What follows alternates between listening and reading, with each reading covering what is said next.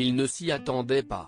Le 12 juillet dernier, Emmanuel Macron s'est exprimé face aux Français lors d'une allocution. L'occasion pour lui d'évoquer la mise en place du pass sanitaire, qui permet aux personnes vaccinées d'accéder à certains lieux.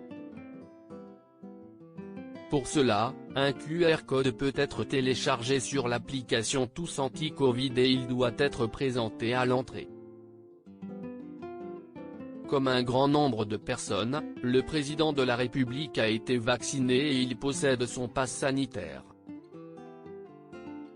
Toutefois, il a été rendu public ce lundi 20 septembre. En effet, il a fuité sur les réseaux sociaux et était donc accessible à tous. Rapidement, l'Élysée a confirmé son authenticité. Sur celui-ci, on peut avoir des informations telles que la date de naissance du chef de l'État mais aussi le nom de son vaccin et le nombre de doses reçues. Une fuite que l'Élysée a souhaité commenter, nous ne savons pas quel a été le mode opératoire de cette opération frauduleuse, a confié une source présidentielle à Europe 1.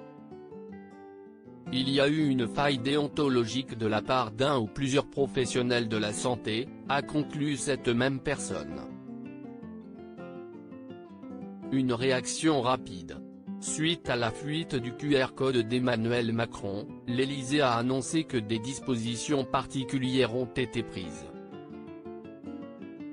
Ainsi, le code du président serait en cours de désactivation afin de rendre impossible son utilisation.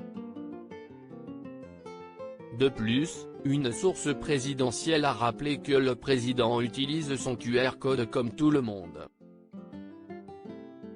Le chef de l'État n'est pas le seul à avoir été victime de cette fuite.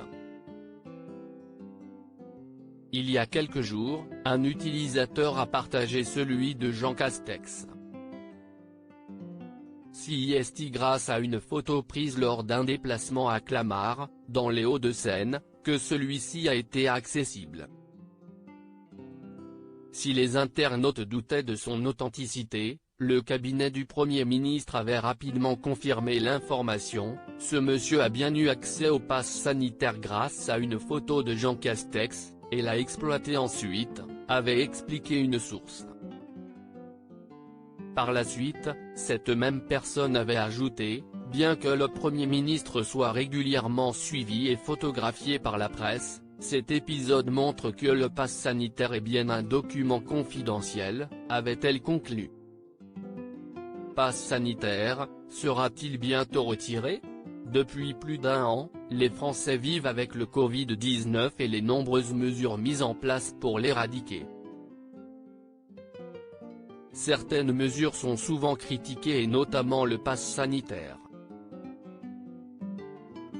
Sera-t-il bientôt retiré? Lors d'un déplacement en Eure-et-Loir le 15 septembre dernier, Emmanuel Macron a laissé entendre que la levée de certaines restrictions était proche. Je suis prêt à lever le pass, dans les endroits où on le met, là où le virus ne circule quasiment plus, a-t-il affirmé. Des propos contredits par Olivier Véran qui a indiqué, les mesures en vigueur restent les mesures qui s'appliquent. Le pays n'est pas encore dans une situation qui permet de réduire les mesures de contrôle de l'épidémie, dont fait partie le pass sanitaire. Ce serait un peu trop tôt.